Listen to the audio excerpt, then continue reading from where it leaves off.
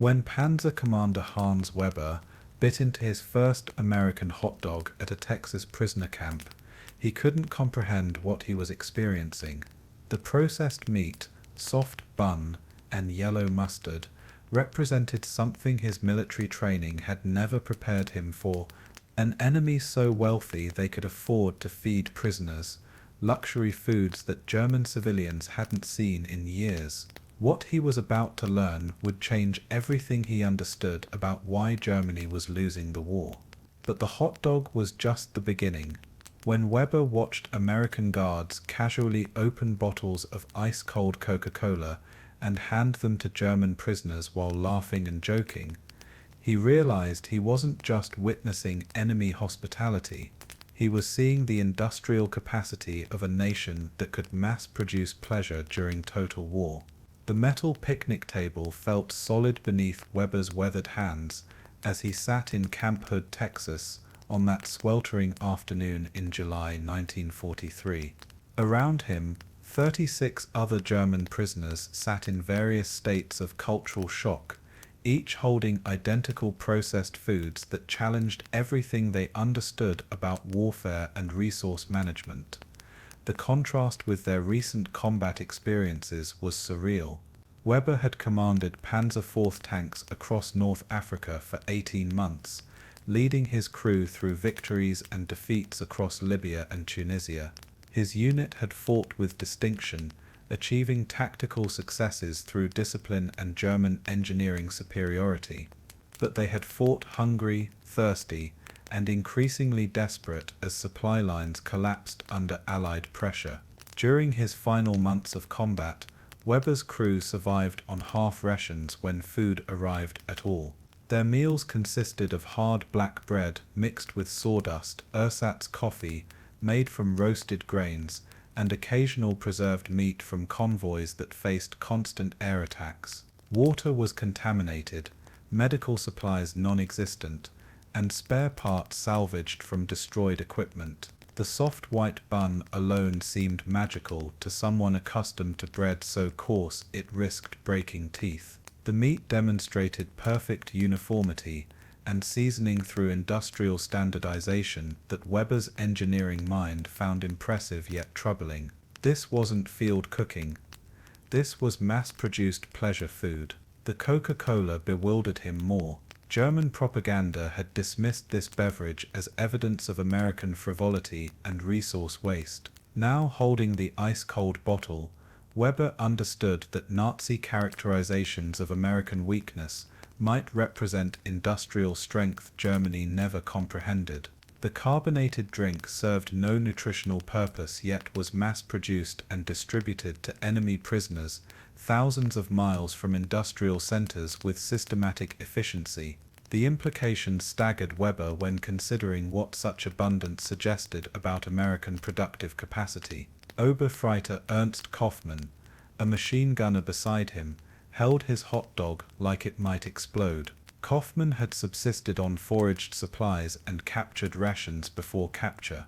Receiving elaborate processed foods as routine prison fare violated every principle of military efficiency drilled into German soldiers. Unteroffizier Klaus Richter, a tank mechanic, examined the meat's perfect uniformity with professional fascination. His manufacturing background revealed production capabilities exceeding German factories even during peacetime operations with minimal resource constraints. Hauptmann Friedrich Hauser, a Luftwaffe pilot shot down over Sicily, studied the Coca-Cola bottle's mass-produced perfection. His reconnaissance training taught him to assess enemy capabilities through technical observation and logistical indicators. The psychological impact transcended amazement at food quality. These prisoners had been raised in military culture equating hardship with virtue, scarcity with strength, sacrifice with honor.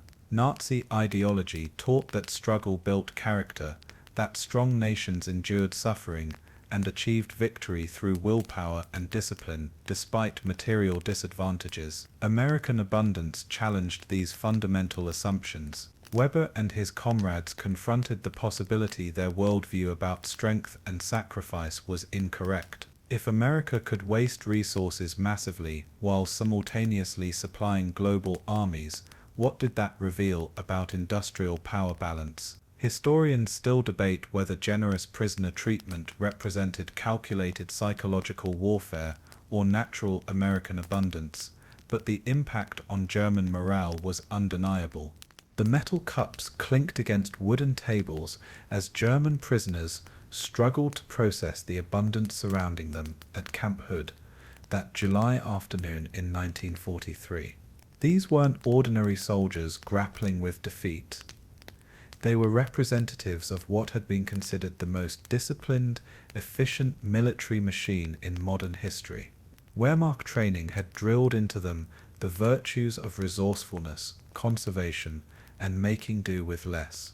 Every piece of equipment was maintained until it literally disintegrated.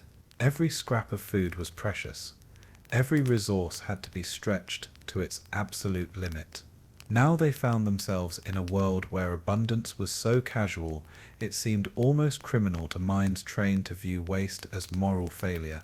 Obergrafreiter Gustav Zimmermann, a communication specialist who had served with Army Group Africa, sat motionless as an American guard refilled his paper cup with Coca-Cola without being asked.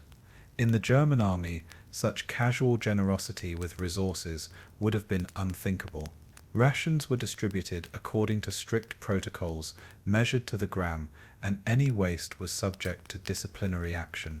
The idea that a guard would offer additional portions of anything, let alone a luxury beverage, violated every principle of military efficiency that Zimmermann had been taught to respect and enforce.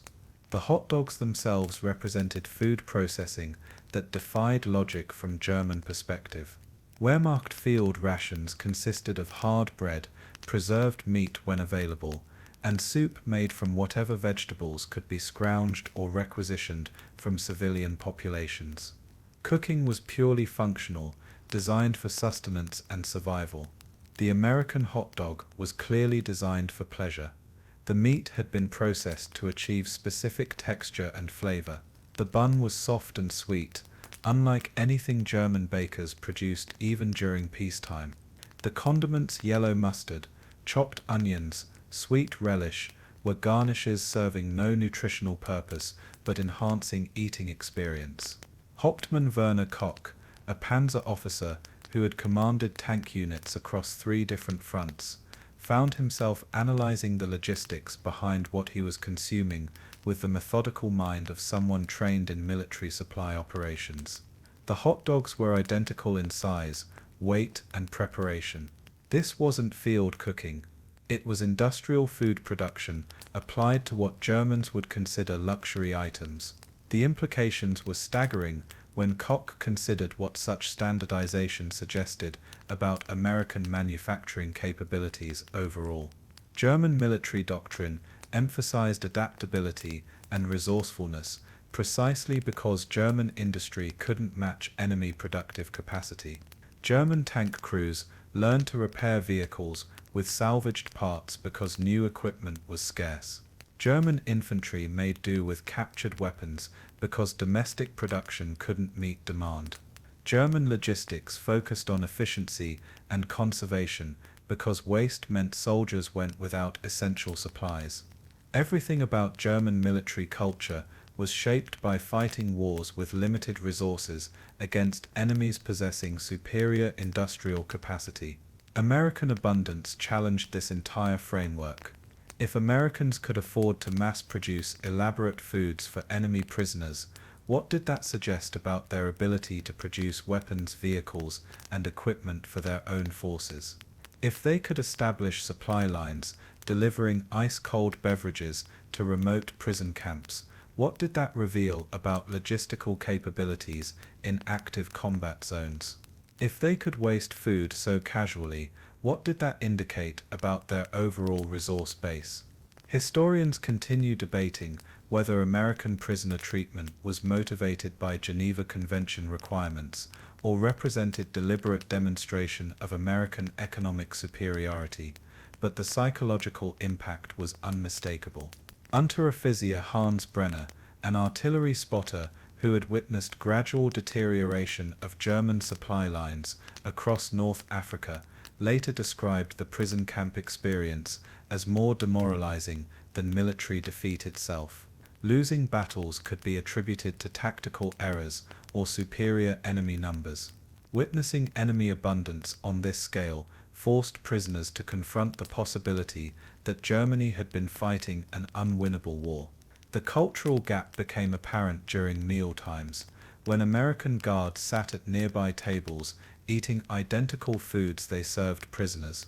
In German military tradition, officers and enlisted men maintained strict hierarchical separation, especially regarding food distribution. Officers received better rations as protocol, and sharing meals across rank boundaries was virtually unthinkable. American guards seemed genuinely puzzled by German requests to maintain separate eating areas for officers and enlisted prisoners. The revelation struck Hauptmann Friedrich Hauser like a physical blow as he watched daily routines unfold at Camp Hood during his third week of captivity in August 1943. As a Luftwaffe pilot who had flown reconnaissance missions over Allied supply convoys, Hauser thought he understood American industrial capacity. He had observed shipping lanes, photographed factories, and reported on troop movements. But nothing in his intelligence training had prepared him for witnessing that industrial machine applied to producing entertainment foods during wartime. The ice cream truck arriving every Tuesday and Friday wasn't delivering strategic supplies or military equipment. It was bringing frozen dessert to enemy prisoners because American logistics could accommodate such luxuries as routine operations. Hauser had spent months flying over Mediterranean shipping routes, documenting Allied supply vessels and identifying strategic targets for U-boat attacks. From 30,000 feet, American convoys looked impressive but manageable. Lines of cargo ships that seemed vulnerable to coordinated submarine warfare. What he hadn't comprehended from his aerial perspective was the sheer volume of material those ships carried, or that American production was so abundant that luxury goods were shipped alongside ammunition and fuel to support operations thousands of miles from homeland.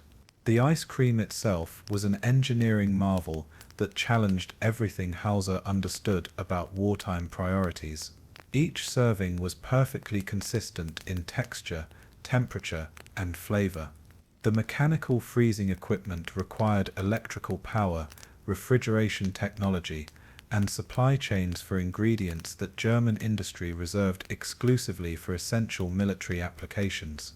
American forces apparently considered frozen desserts essential enough to justify complex logistical arrangements necessary for delivering them to remote locations.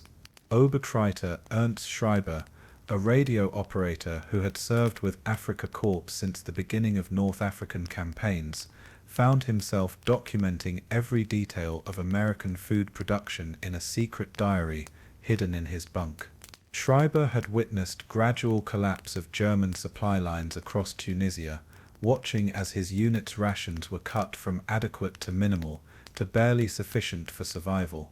Equipment failures became routine because replacement parts were unavailable. Medical supplies dwindled until wounded soldiers received basic first aid with improvised materials.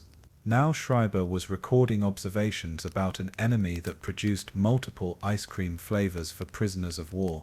Vanilla, chocolate, strawberry, each requiring different ingredients, separate production processes, and specialized storage facilities. The variety wasn't accidental or coincidental. It was evidence of an industrial system so sophisticated and abundant that it could afford to cater to individual preferences even in military settings. German prisoners could request their preferred flavor, and American guards accommodated such requests as naturally as issuing standard equipment. Hot dog production represented equally impressive demonstration of American manufacturing capability. Unlike German military rations, which varied significantly depending on available ingredients and local supply conditions, Every hot dog served at Camp Hood was identical to every other hot dog served at American military installations across the globe. This standardization required industrial processes, quality control systems, and distribution networks operating with precision across vast distances and diverse environments. Wehrmacht Unteroffizier Klaus Richter, whose background as tank mechanic gave him appreciation for manufacturing precision, spent hours studying American processed food consistency. Hot dog casings were uniform in thickness and texture. Meat filling maintained identical seasoning and composition from batch to batch. Even buns were standardized to exact specifications, demonstrating industrial coordination that impressed someone who had struggled to maintain tank operations with improvised parts and jury-rigged equipment. German military cuisine had always emphasized functionality over pleasure. Soldiers received calories and basic nutrition through whatever means were most efficient and economical. Taste, variety, and dining experience were considered luxuries that efficient armies couldn't afford during wartime. American food culture, as represented by ice cream and hot dogs, suggested a completely different philosophy that maintaining morale and providing enjoyment were legitimate military priorities worthy of significant resource allocation. Major Heinrich Weber, Hans Weber's older brother and staff officer, who had coordinated supply operations for multiple panzer divisions, began calculating implications of what he observed with methodical approach of someone trained in military logistics.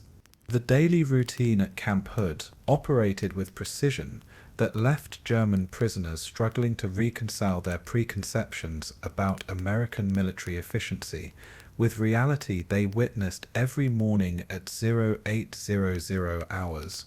Trucks arrived like clockwork, minor refrigerated vehicles, maintaining perfect temperature control for ice cream shipments, heated compartments preserving hot dog quality during transport, and specialized containers ensuring Coca-Cola bottles arrived at optimal serving temperature. Hauptmann Weber found himself timing these deliveries with methodical attention of someone who had coordinated panzer supply operations across North Africa, and what he discovered challenged everything he thought he understood about American organizational capabilities.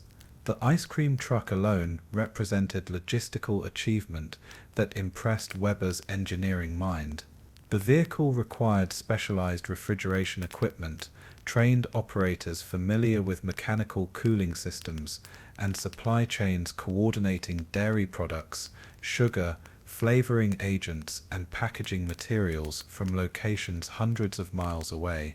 This wasn't improvised field cooking or emergency rations, it was industrial food service applied to prisoner of war operations with the same systematic approach Americans apparently used for every aspect of military logistics.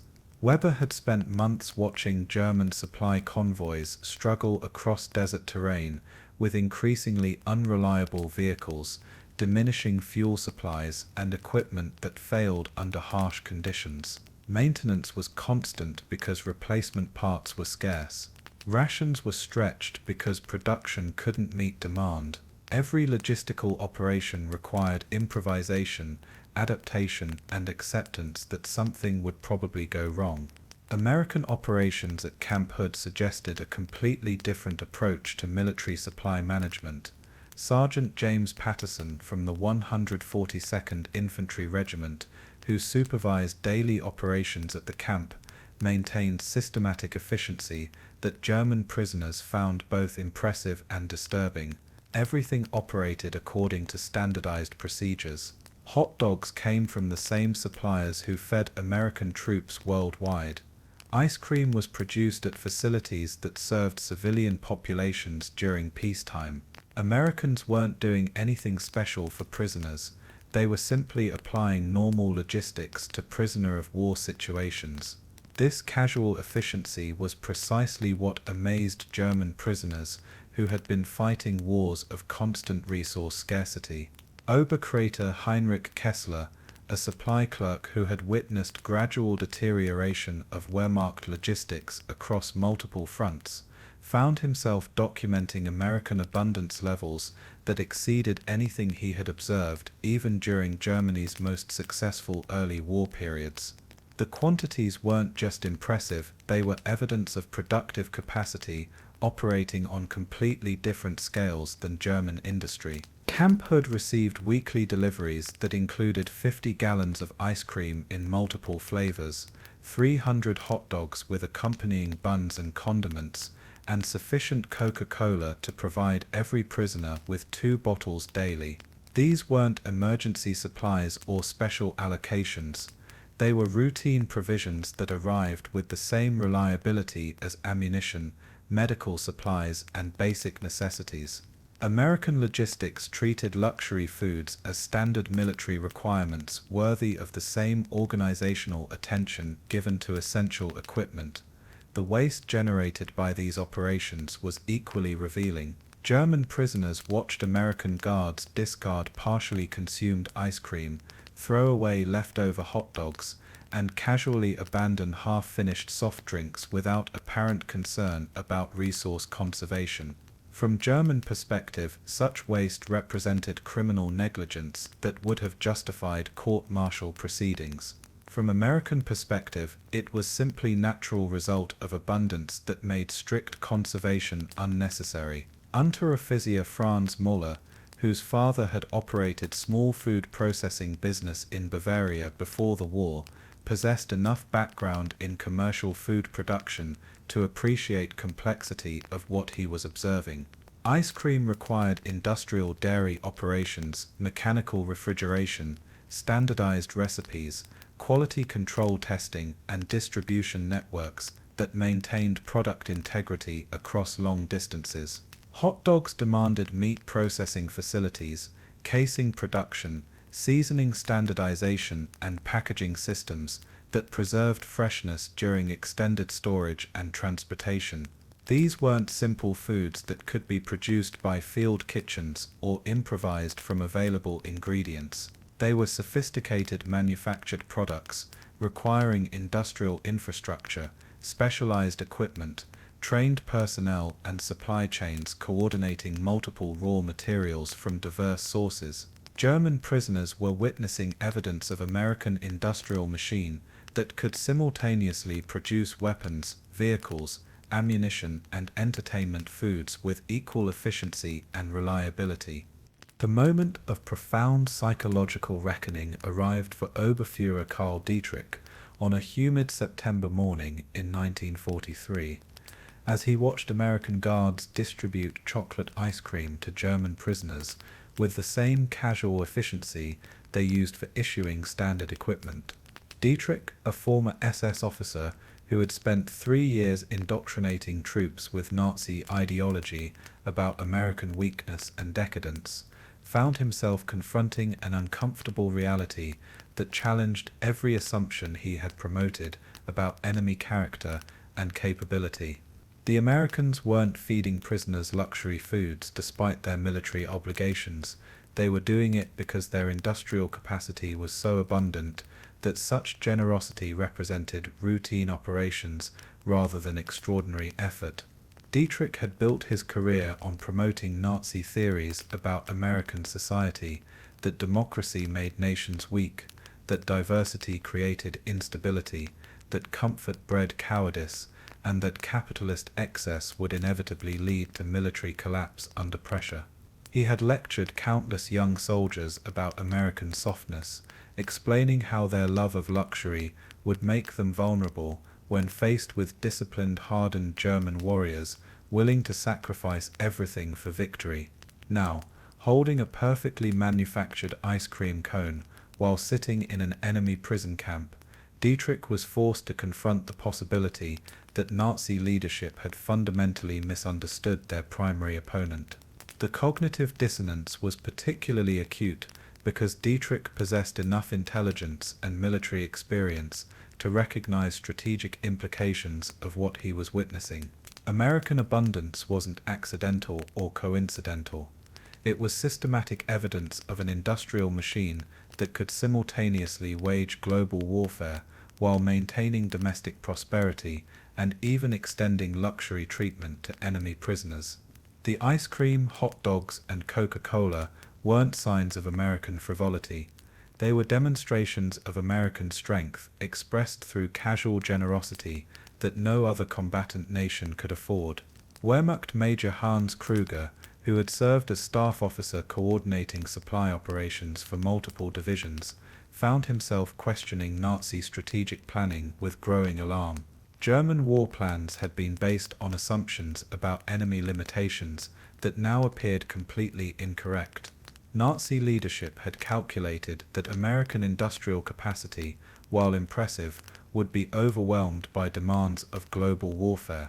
They had assumed that American society, accustomed to comfort and luxury, would quickly lose enthusiasm for prolonged conflict when faced with real hardship and sacrifice. The reality at Camp Hood suggested exactly the opposite. American society was so productive and well organized that it could afford prolonged global warfare while simultaneously maintaining abundance levels that exceeded anything German civilians had experienced even during peacetime. The prison camp wasn't straining American resources, it was operating well within American capabilities, demonstrating surplus capacity that could accommodate enemy welfare alongside massive military operations. Kruger began documenting his observations in coded letters that were smuggled back to Germany through Red Cross communications, hoping to alert German high command about the true nature of American productive capacity. What he described challenged fundamental Nazi assumptions about the war's trajectory and suggested that German leadership had catastrophically underestimated their primary opponent's industrial strength and organizational efficiency. The ice cream itself represented technological sophistication that impressed German prisoners who understood industrial processes. Mechanical refrigeration required electrical power, specialized equipment, and maintenance systems that American forces could apparently deploy to remote locations as routine operations. The consistent quality, multiple flavors, and reliable availability demonstrated supply chain management that coordinated dairy production, processing facilities, and distribution networks across vast distances with clockwork precision. Unteroffizier Gustav Weber, Hans Weber's younger brother and mechanical engineer, who had designed equipment for German tank production, found himself analyzing American ice cream manufacturing with professional fascination and growing concern. The standardization suggested mass production techniques that German industry had struggled to achieve even for essential military equipment. American forces were applying sophisticated manufacturing processes to luxury foods, while German factories were improvising solutions for basic military supplies. This ideological blindness extended beyond simple military miscalculation to fundamental misunderstanding about the relationship between abundance and strength in modern industrial societies. Nazi theory taught that hardship built character, that scarcity created discipline, and that societies emphasizing comfort and luxury would inevitably prove weak when tested by determined opponents willing to sacrifice everything for victory. The mechanical precision of American ice cream production reached its most bewildering demonstration during the third week of September 1943, when Camp Hood received its first shipment of mechanically churned frozen desserts produced by what prisoners learned was called a soft-serve machine. Hauptmann Werner Koch watched in fascination as American guards operated equipment that transformed liquid ingredients into perfectly consistent frozen treats with the push of a button, creating swirled patterns of vanilla and chocolate that seemed to emerge from the machine like some form of industrial artistry. For German prisoners who had spent months improvising solutions with broken equipment and salvaged parts, witnessing such sophisticated machinery dedicated entirely to producing pleasure foods represented a form of technological abundance that challenged their understanding of wartime priorities. Koch, whose background as Panzer maintenance officer had given him deep appreciation for mechanical engineering, found himself studying the soft-serve machine with methodical attention he had once devoted to tank repair procedures. The equipment required electrical power, refrigeration systems, specialized mixing mechanisms, and precise temperature controls that maintained product consistency across hundreds of servings. This wasn't simple food preparation, it was automated manufacturing applied to dessert production, demonstrating technological sophistication that most German military installations couldn't achieve for essential equipment maintenance. The ingredients themselves told an equally impressive story about American supply chain management. Fresh dairy products arrived weekly from suppliers hundreds of miles away, maintaining quality and safety standards that required refrigerated transportation, quality testing, and distribution networks, coordinating multiple production facilities across vast geographic areas. German prisoners were witnessing evidence of an agricultural and industrial system that could deliver fresh, high-quality ingredients to remote locations with reliability that exceeded anything they had experienced, even during Germany's most successful military campaigns. Obergefreiter Martin Schneider, a communications specialist who had monitored Allied radio traffic across North Africa, possessed enough technical background to appreciate the complexity of coordinating such operations. The ice cream deliveries weren't independent operations, they were integrated components of a comprehensive logistics system that simultaneously managed ammunition, medical supplies, food rations, equipment maintenance, and luxury items with equal efficiency and attention to detail. American abundance was particularly shocking when prisoners compared it with their recent combat experiences. Schneider had spent his final months in Tunisia watching German supply convoys struggle with increasingly unreliable vehicles, diminishing fuel supplies, and equipment failures that left entire units without essential supplies for weeks at a time. Spare parts were so scarce that tanks were cannibalized to keep other vehicles operational. Medical supplies were rationed to the point where wounded soldiers received minimal treatment. Even basic food rations were cut repeatedly as German logistics collapsed under Allied pressure and extended supply lines. The contrast with American operations at Camp Hood was so stark it seemed almost surreal. Not only were prisoners receiving regular meals that exceeded German military rations in quality and quantity, but they were also being offered frozen desserts produced by sophisticated machinery that represented technological resources German forces couldn't access for essential military applications. The psychological impact was devastating for soldiers who had been taught to take pride in their ability to endure hardship and achieve victory through discipline and sacrifice. The ice cream machine also represented something more profound than simple technological superiority. It demonstrated American confidence in the war's eventual outcome. German military doctrine emphasized conservation and efficiency precisely because German leadership understood they were fighting wars of limited resources against opponents with superior industrial capacity. Every calorie, every piece of equipment, every gallon of fuel had to be used with maximum efficiency because waste meant soldiers would go without essential supplies. American forces, by contrast, were operating with such confidence in their resource base that they could afford to allocate sophisticated equipment and valuable ingredients to prisoner entertainment. The soft-serve machine wasn't evidence of American frivolity.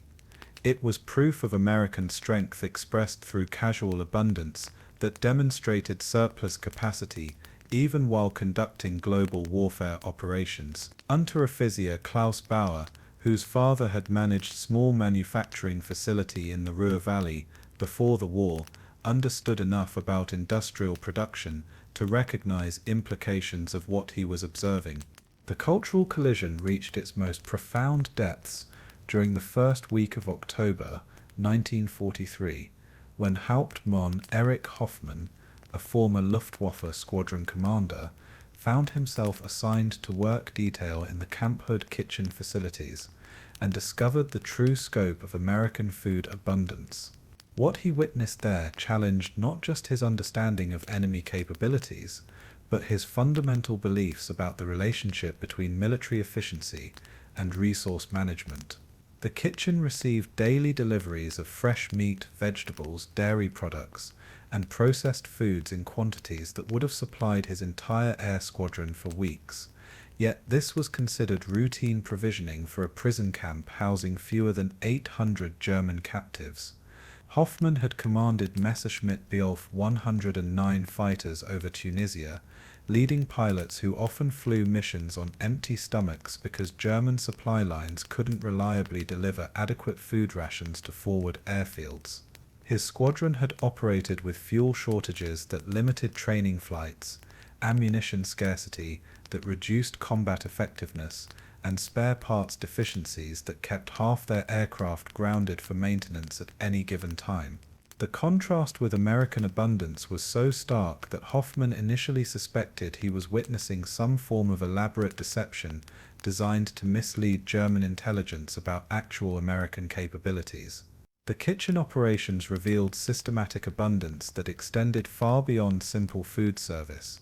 Industrial-sized refrigeration units maintained perfect temperature control for multiple types of products simultaneously. Mechanical mixing equipment processed ingredients with precision that ensured consistent quality across hundreds of servings.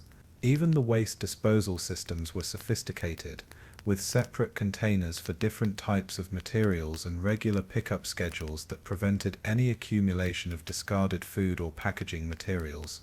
Oberkreiter Hans Kruger, a tank driver whose mechanical background helped him appreciate industrial equipment, found himself documenting the kitchen machinery with growing amazement.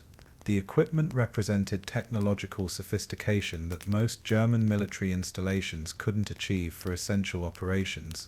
Electric mixers, mechanical slicers, automated cooking systems, and temperature-controlled storage facilities demonstrated American ability to apply advanced engineering to every aspect of military logistics, even including prisoner food service. The ingredient deliveries themselves told an extraordinary story about American agricultural and industrial coordination. Fresh vegetables arrived from farms hundreds of miles away, maintaining quality that suggested sophisticated preservation and transportation systems. Meat products came from processing facilities that could guarantee consistent supply despite the massive demands of global military operations. Dairy products required refrigerated transportation networks that maintained product integrity across vast distances and diverse climate conditions. German prisoners working in the kitchen witnessed American guards casually discarding food quantities that would have fed entire Wehrmacht companies for days. Half-used packages of processed cheese, partially consumed cans of vegetables, and leftover portions of fresh meat were thrown away without any apparent concern about waste or resource conservation. From a German perspective, such casual disposal represented criminal negligence that should have justified immediate disciplinary action. U-boat Kapitänleutnant Friedrich Weber, who had spent months conducting commerce raiding operations against Allied shipping, possessed enough knowledge about maritime logistics to understand the implications of what he was observing. The food abundance at Camp Hood suggested supply chains that could simultaneously support massive military operations while maintaining domestic prosperity and even extending luxury treatment to enemy prisoners.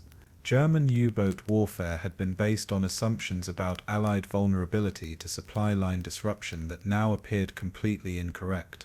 Weber had sunk Allied merchant vessels believing he was striking decisive blows against enemy logistics capabilities. He had calculated tonnage destroyed, estimated supply shortages, and reported intelligence suggesting that sustained submarine warfare would eventually starve Allied forces of essential materials. The reality at Camp Hood indicated that German naval strategy had catastrophically underestimated Allied productive capacity and logistical resilience. The psychological impact was particularly severe for officers who had been responsible for briefing German troops about enemy capabilities and war aims. Hauptmann Hoffmann had spent months explaining to his pilots why they were fighting a war Germany could win through superior discipline, tactical innovation, and willingness to sacrifice everything for victory.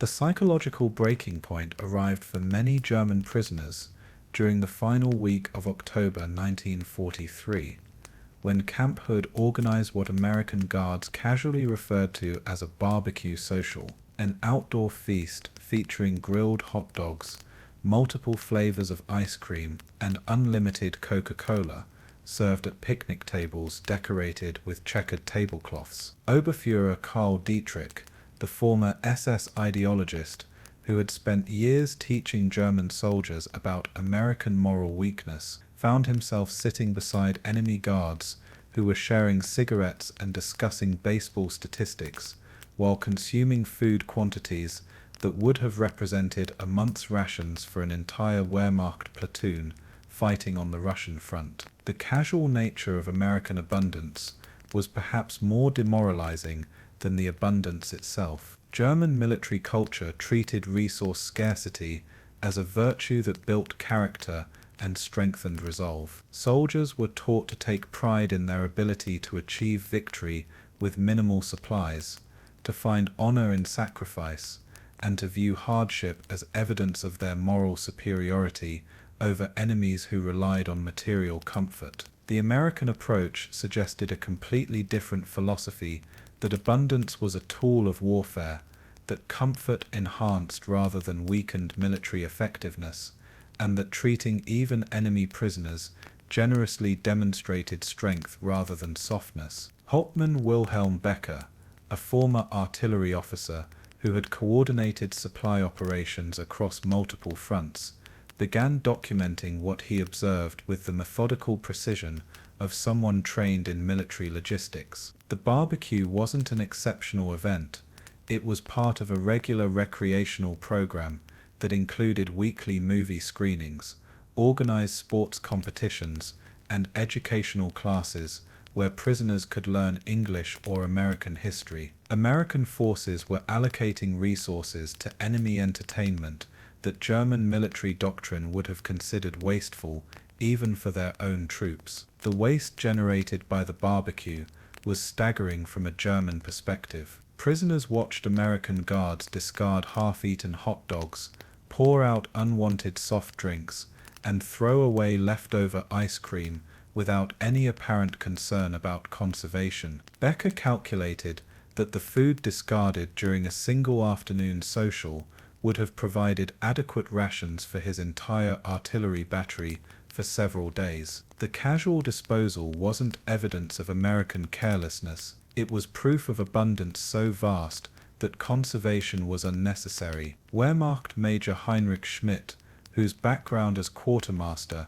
had given him expertise in resource management, found himself questioning fundamental German strategic assumptions as he witnessed American logistics in operation.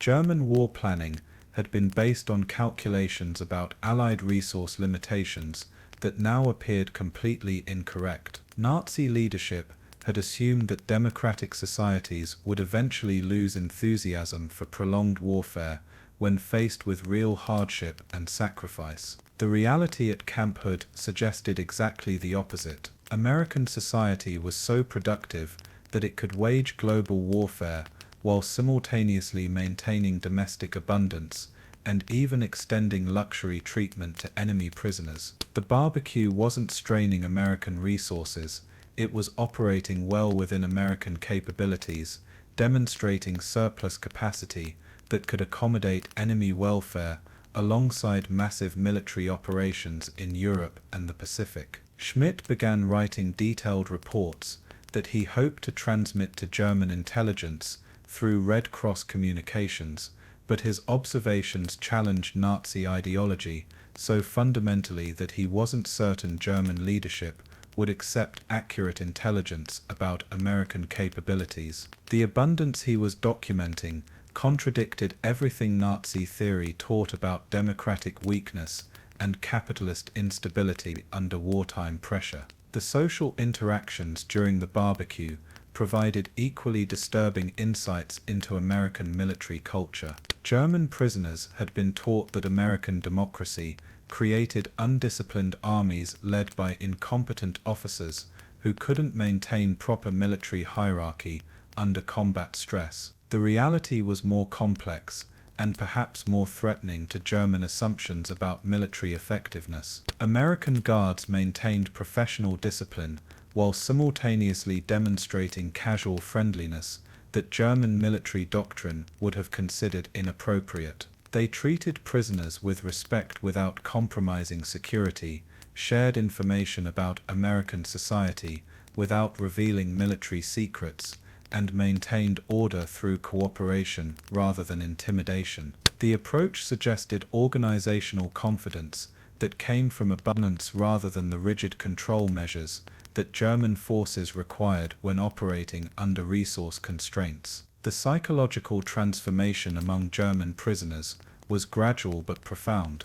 The intelligence that filtered back to German high command through Red Cross prisoner communications and coded letters during late 1943 painted a picture so alarming that many Nazi leaders initially dismissed the reports as Allied propaganda designed to undermine German morale. Oberst Hans Müller, who had managed to establish communication channels with Wehrmacht intelligence through sympathetic Swiss intermediaries, transmitted detailed observations about American prison camp abundance that challenged every strategic assumption underlying German war planning. His reports described enemy logistics capabilities that suggested Germany was fighting an opponent whose industrial capacity exceeded Nazi calculations by orders of magnitude. Müller's communications reached General Franz Halder, former Chief of Staff of the German Army, who had been dismissed by Hitler in 1942 for questioning overly optimistic assessments about German chances for ultimate victory. Halder possessed enough strategic intelligence to understand the implications of what prisoners were reporting about American abundance, but Nazi leadership was increasingly resistant to information that contradicted their ideological beliefs about enemy weakness and German superiority through willpower and sacrifice. The prisoner testimonies described American operations that seemed impossible from a German perspective. Camp Hood was just one of hundreds of similar facilities across the United States, each maintaining comparable levels of abundance, while American forces simultaneously conducted massive military operations in Europe, North Africa, and the Pacific. The mathematics were devastating when German strategists attempted to calculate total American productive capacity based on what prisoners were observing in relatively minor prison camp operations. Hauptmann Erich Hoffmann's kitchen work detail had provided him with precise documentation about American food deliveries, waste levels, and consumption patterns that could be extrapolated to estimate broader logistical capabilities. If a single prison camp housing fewer than 800 enemy soldiers received weekly deliveries that included industrial quantities of processed foods, fresh ingredients, and luxury items, what did that suggest about American ability to supply millions of their own troops fighting across multiple theaters simultaneously? The calculations were so alarming that some German intelligence analysts suspected prisoner reports were deliberately exaggerated or represented special showcase facilities designed to impress captured officers who might transmit intelligence back to Germany. The alternative explanation that American abundance was genuine and representative of normal operations suggested that Nazi leadership had fundamentally misunderstood the nature of their primary opponent's industrial capacity and organizational efficiency. Wehrmacht intelligence had based German strategic planning on assumptions about Allied resource limitations that prisoner testimonies were systematically contradicting. German war aims required defeating enemies before their superior industrial capacity could be fully mobilized for sustained warfare. The timeline was critical because German planners understood that prolonged conflict would inevitably favor opponents with greater productive capacity and larger resource bases. Prisoner reports suggested that American mobilization was already complete and operating at levels that exceeded German estimates about Allied maximum capacity. The abundance at prison camps wasn't evidence of American waste or inefficiency, it was proof that American industry could simultaneously support global warfare while maintaining domestic prosperity and even extending luxury treatment to enemy prisoners without straining their overall resource base. The psychological impact on German prisoners was equally significant for understanding broader morale problems that were beginning to affect Wehrmacht effectiveness across all fronts. Soldiers who had been fighting wars based on beliefs about enemy weakness and German superiority were receiving detailed information from captured comrades about American abundance that challenged everything they had been taught about the conflict's nature and probable outcome.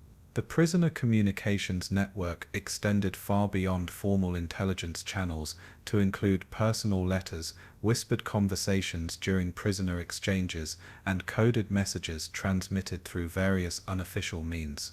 German soldiers across multiple theaters were learning about American capabilities through informal channels that carried more credibility than official propaganda because the information came from trusted comrades who had experienced enemy abundance firsthand.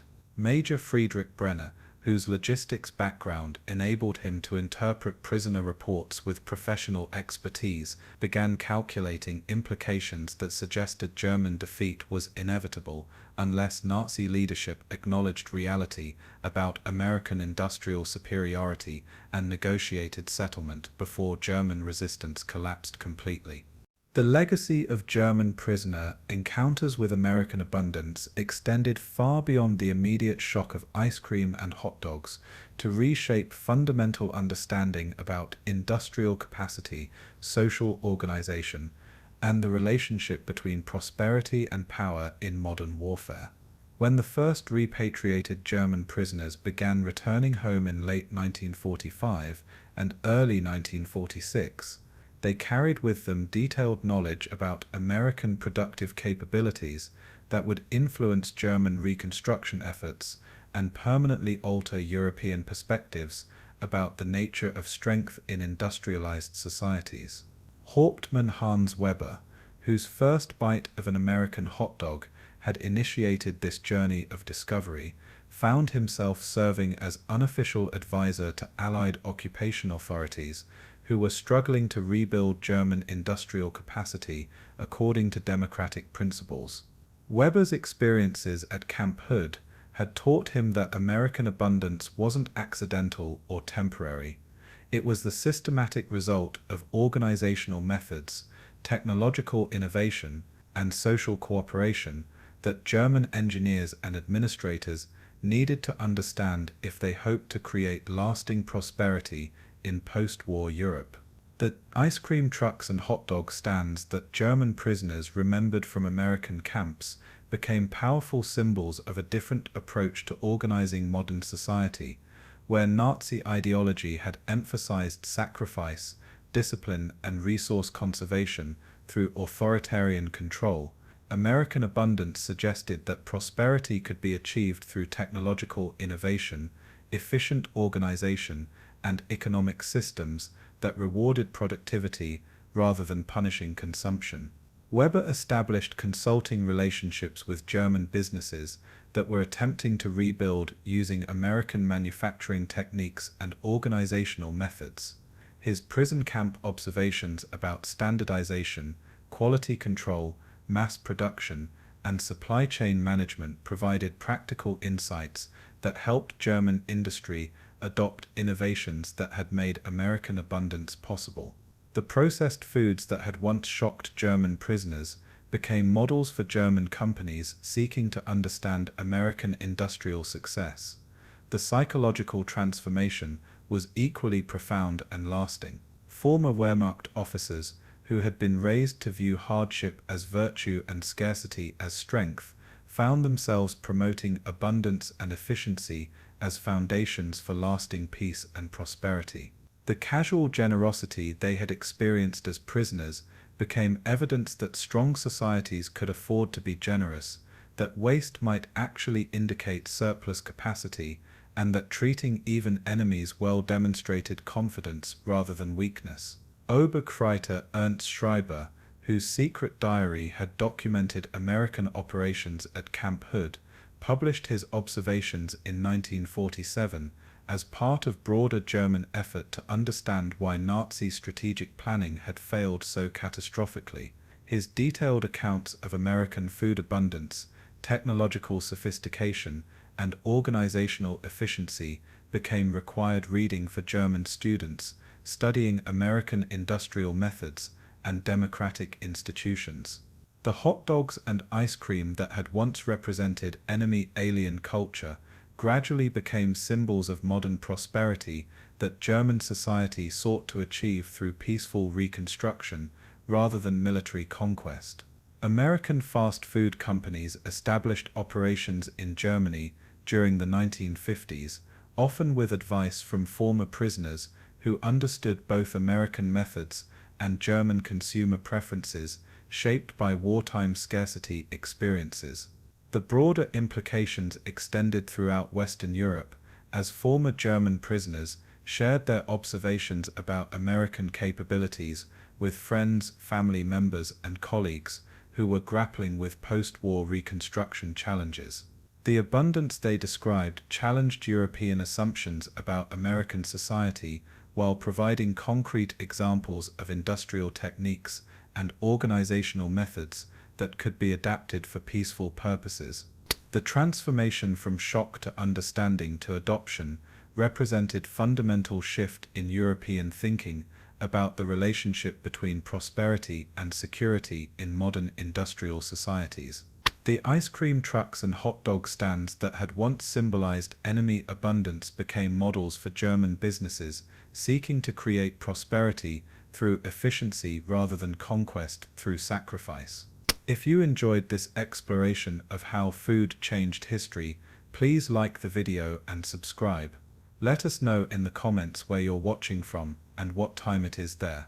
These connections with our global audience make this work incredibly meaningful. The metal cup no longer trembles, the hot dogs no longer seem strange, but the lesson remains as relevant today as it was in those Texas prison camps of 1943, that true strength comes not from sacrifice, but from creating abundance. Until next time, take care.